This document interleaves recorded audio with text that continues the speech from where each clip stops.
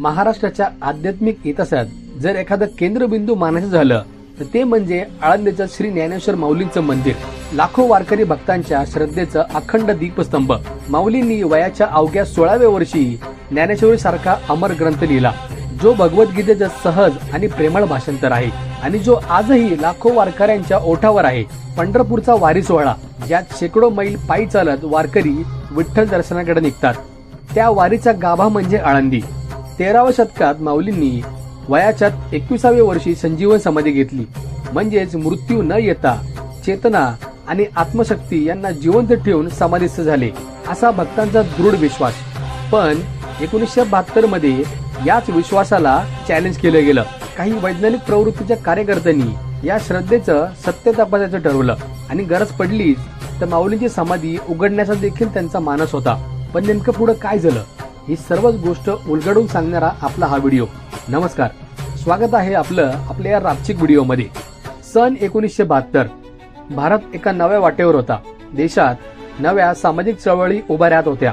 विज्ञान आणि तंत्रज्ञान प्रगती करत होतं आणि तरुणांमध्ये पुरातन श्रद्धांकडे लॉजिकच्या नजरेने पाहण्याची दृष्टी डेव्हलप होत होती.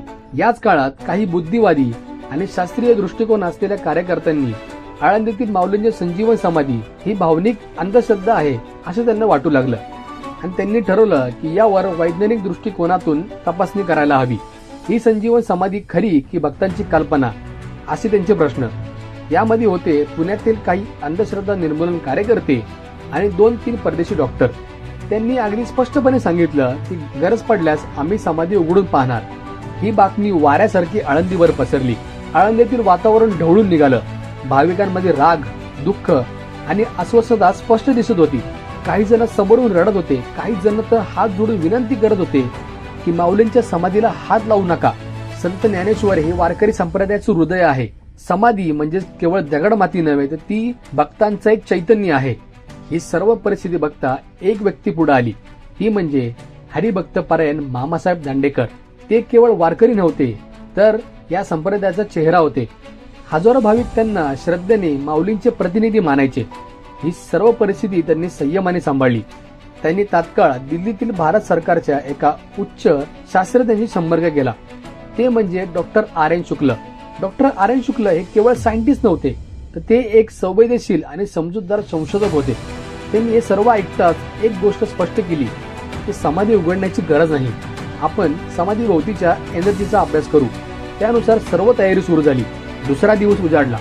पुण्यातून 100-200 लोकांनी भरलेला ट्रक हा आळंदीच्या दिशेने निघणार अशी बातमी वारकरी संप्रदायात पोहोचली. हे ऐकताच परिस्थिती हाताबाहेर जाण्यापूर्वीच मामासाहेब दांडेकर आणि डॉक्टर आर एन शुक्ल आळंदीत तात्काळ पोहोचले. शुक्ल साहेबांनी आपल्यासोबत 3 अत्याधुनिक सायंटिफिक मीटर आणले होते. पहिलं म्हणजे गिगर मिलर काउंटर. या उपकरणाने X ray, alpha, beta, gamma rays मोजता येतात, म्हणजेच विविध प्रकारच्या अदृश्य ऊर्जा मोजता येतात.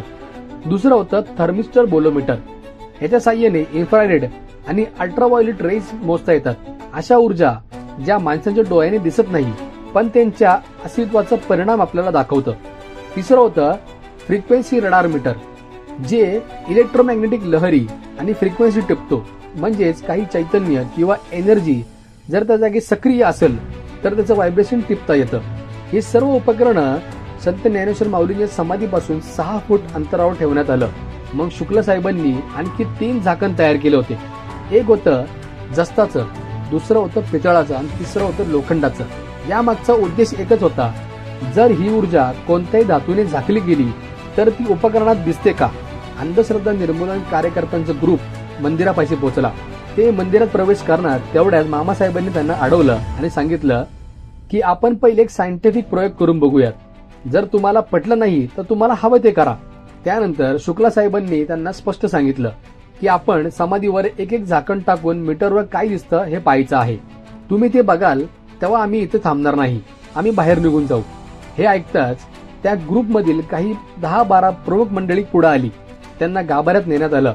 मामा आणि शुक्ला साहेबांनी त्यांना प्रयोगाविषयी समजून सांगितलं आणि दोघे गाभाऱ्याबाहेर गेले. त्यानंतर जे घडलं ते पूर्णपणे अविश्वसनीय होतं. मीटर समाधीपासून 6 फूट अंतरावर ठेवलेलं. मीटरला कोणी हात लावत नव्हतं. झाकण बदलले जात होते, पण प्रत्येक वेळेस तीच ऊर्जा, तीच व्हायब्रेशन तीच रिडिंग मीटरवर दिसत होती. कोणतेही बाह्य साधन नसताना एक अज्ञात पण स्थिर ऊर्जा जाणवत होती. आता त्या कार्यकर्त्यांच्या मनात नवीन प्रश्न उभे राहू लागले. कोणीही आत नाही, मीटरला कोणी हात लावत नाही, तरी काटा हलतोय. ही एनर्जी कुठून येते? ही काही हातचालकी नाही, ही यंत्रणाचा खेळ नाही. ही ऊर्जा स्रोत म्हणजे काय? शेवटी डॉक्टर शुक्ल आणि मामासाहेब दांडेकर यांनी सर्व कार्यकर्त्यांना समजावून सांगितलं, ही संजीवन समाधी म्हणजे मृत शरीर नाही. हे चैतन्य, ही ऊर्जा आजही तिथे सक्रिय आहे. ती डोळ्यांना दिसत नाही, पण त्यांचं अस्तित्व तुम्ही मीटरवर बघू शकता. म्हणजेच संत ज्ञानेश्वर माऊलींचे चैतन्य अजूनही कार्यरत आहे. शोध संपला आणि त्या कार्यकर्त्यांच्या मनात विश्वास नव्याने जागा झाला. या प्रयोगानंतर अंधश्रद्धा निर्मूलन मंडळींचं दृष्टिकोनच बदललं. त्यांनी समाधी उघडण्याचा विचार तात्काळ मागे घेऊन टाकला. काही जण तर दरवर्षी समाधीच्या प्रदक्षिणा करताना दिसू लागले. एक इंग्लिश डॉक्टरने तर आपलं संपूर्ण आयुष्य माऊलींच्या सेवेसाठी आळंदीला समर्पित केलं. आजही जर तुम्ही आळंदीला जाल, त्या समाधीभोवती शांत उभे राहाल आणि डोळे मिटून क्षणभर आत डोकवाल तर जाणवेल काहीतरी आहे, जसं काळ थांबलेला आहे. एक ऊर्जा, एक चैतन्य, जी विज्ञानालाही नम्र करते. हा व्हिडिओ तुम्हाला कसा वाटला हे आम्हाला नक्की कळवा आणि अशाच माहितीपूर्ण व्हिडिओसाठी लाईक आणि सबस्क्राईब करायला विसरू नका.